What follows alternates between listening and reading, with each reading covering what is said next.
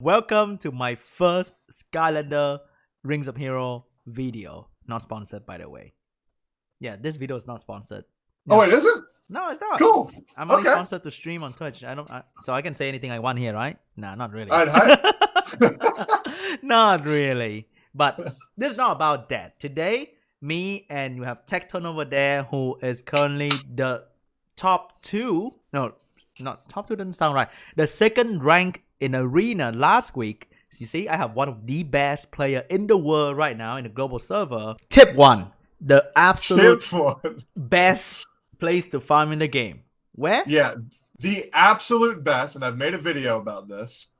It is the Infernal Volcano. On normal difficulty. Because getting that on hard, number one, that's going to be a while. A lot of players aren't going to be able to reach that. And there's going to be a lot of barriers that players are going to reach before they can get to hard. But every single player should be able to progress to normal Volcano before they hit a barrier if they're following the quest log, as everybody should be. Do I do the boss or do I do the stage? You don't do the boss. You do the stages. So Volcano drops the strike set. The strike set it's pretty much the equivalent to the fatal set of Summoner's War. So strike gives you 25% scaling attack power. And meme review. Here's the great thing. In the normal scenario, it actually drops from star 2 to star 4 rank of these strike runes, which is enormous. The difference of a 3-star rune to a 4-star rune is almost 3 times the stats. 3 times? Yes, it is enormous. Oh my god! Especially if you're abusing the flat runes, because flat runes are very, very good as you're progressing. Because since your monsters don't scale that well, because they don't have the innate stats yet, you can abuse the flat runes in order to get those stats that you don't have yet. So those are very, very good. And the Volcano also gives you Kaboom pieces. Kaboom is one of the best monsters in the game, period. And he's a 2-star unit. He's absolutely busted. So from what I know, Kaboom will have bomb on his skill, and his AoE bomb when you awaken, right? Yeah. So when he's unawakened, he has a multi-hit first skill. Each hit attack breaks. His second ability, it jumps onto one target, does a crazy nuke, and leaves a bomb. His third skill is a charging ability, costs 0 mana, and when it hits, it strips the enemy 4 times. Okay? But when you awaken Kaboom, which by the way you don't need to do, but if you do, it turns his second skill into a nuke bomb place, into AoE nuke bomb place. Right. So it is absolutely busted. So attack break, default attack, AoE bomb, and a single target strip. And the other reason why this stage is so good. Now, this is a secret OP pro player tip. Tip 2. Yeah. Secret pro player. No. This is still tip 1. All right, 1.1. Yeah, 1.1. It also drops you a unit that people, I think, are sleeping on right now. It drops the villain unit, Smoke Scream. And he is a very interesting unit because he also synergizes with Kaboom, because he does an AoE damaging ability, which is already good, because the majority of villains have lackluster damage, excluding Chompy, who does some pretty decent damage in defense breaks. But Smokescreen, AoEs, everybody, does about 10 to 50% of their maximum HP, which is actually pretty good AoE, and he reduces the enemy's evasion. So not only does that counter one of the most prevalent monsters in the meta, a.k.a.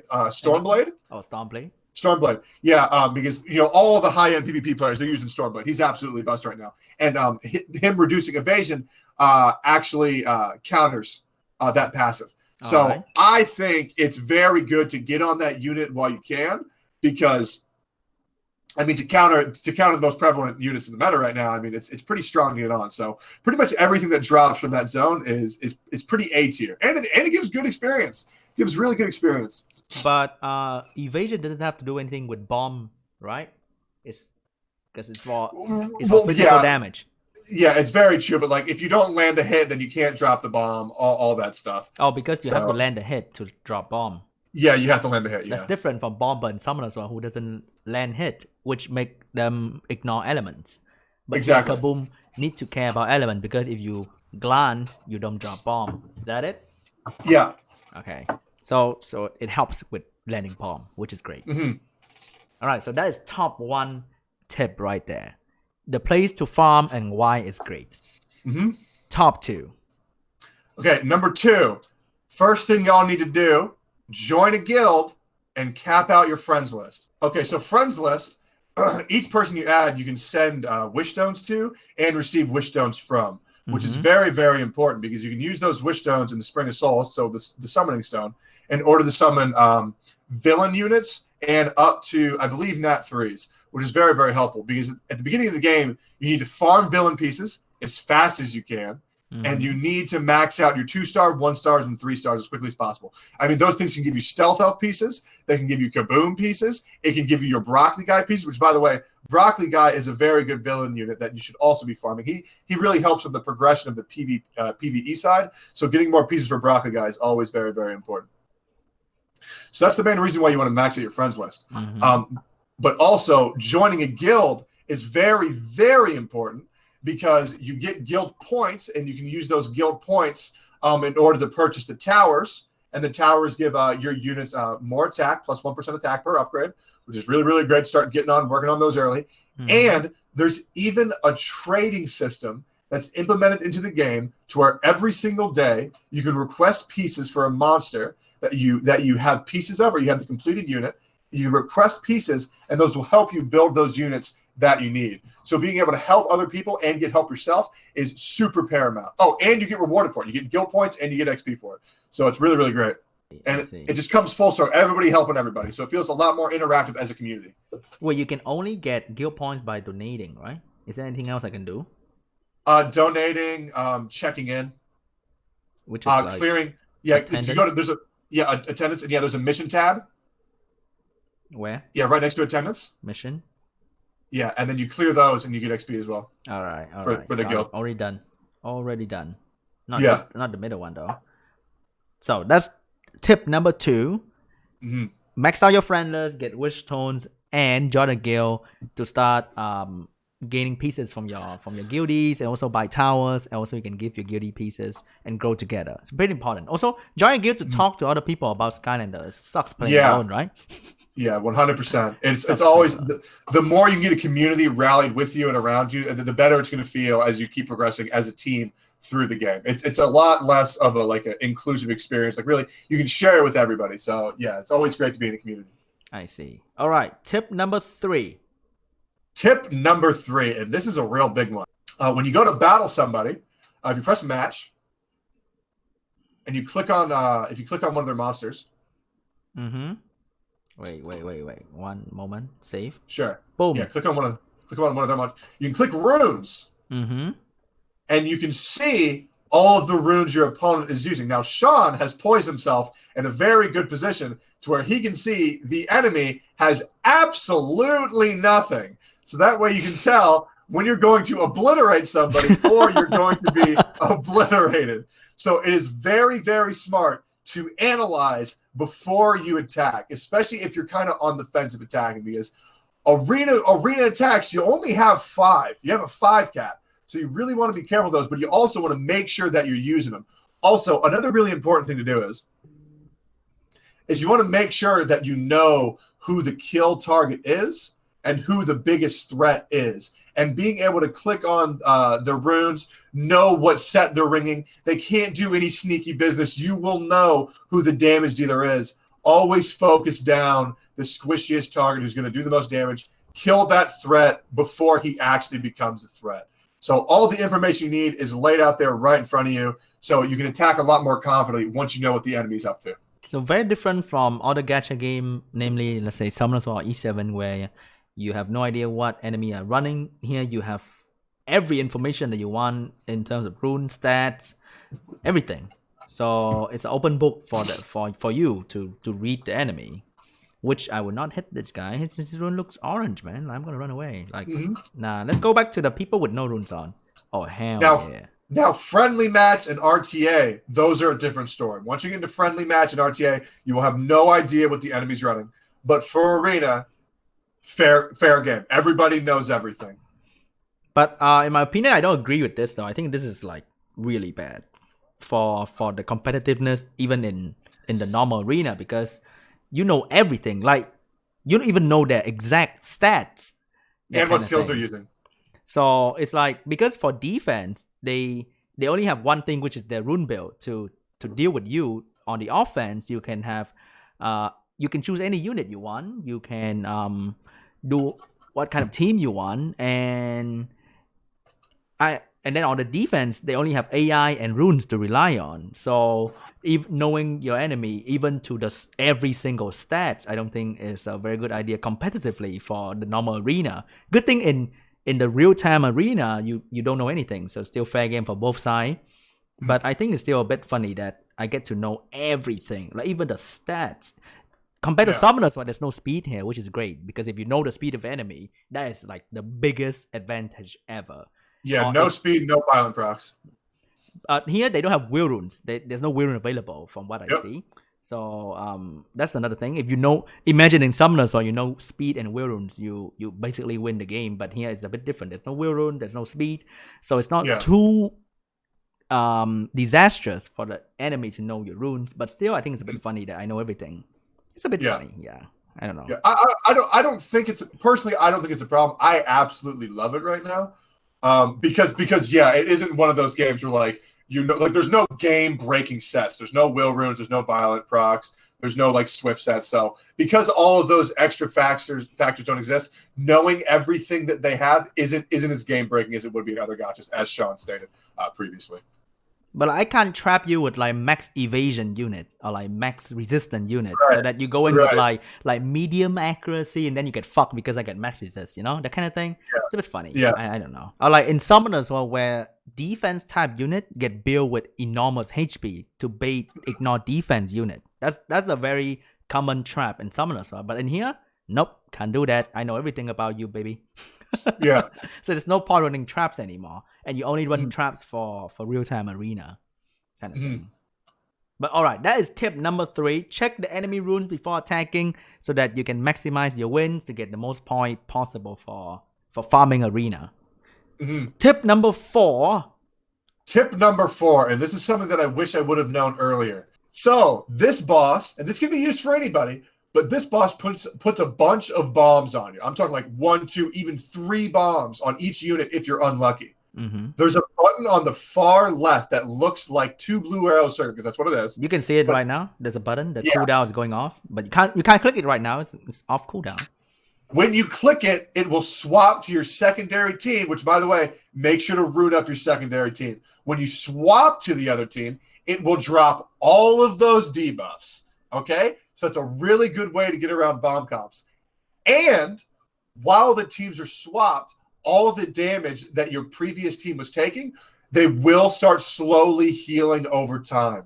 So it's very important to note that. So a really cool thing that people can do, maybe not now, but later, is they can build one team that's like high risk, high damage, and then you build another team that's a stalling team. And all they do is heal up and delay the enemy until the other team's fully healed and get back in there for like the harder stages that are yet to come. So there's a lot of strategies you can do with the instant swap mechanic. Well, after the initial wait period, with the swap mechanic and the slow heal mechanic. So yeah, it's very, very good. Very, very good to cheese mechanics that way. Adds a lot of strategy. I can swap right now and boom. Wait, I can't swap. Wait. Swap. Hey, come on, man.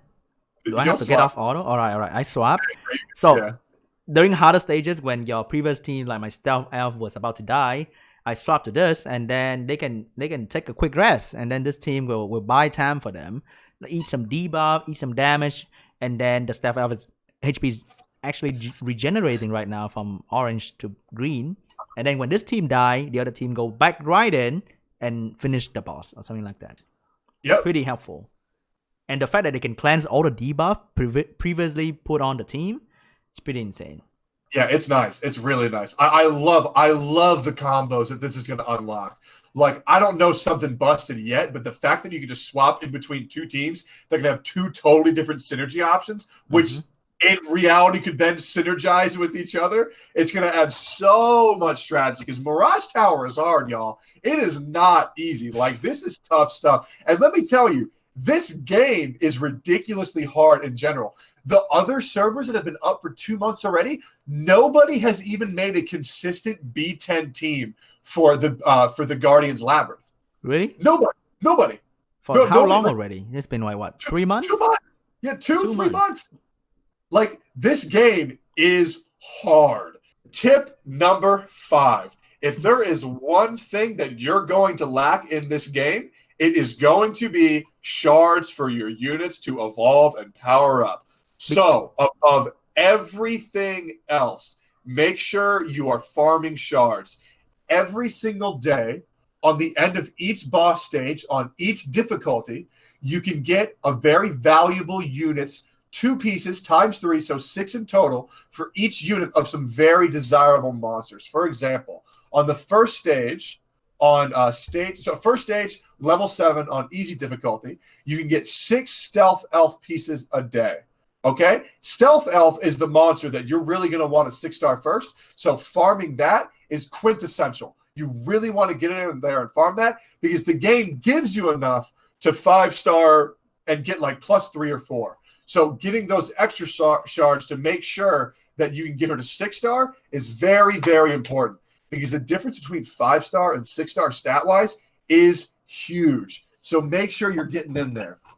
All right. So I think before that, I need to get people to understand the basic of like evolving first because as you mentioned, farming shards is very important, but why so? In this game, different from other gacha game where you build 6-star by making 5-star, right? That's the norm.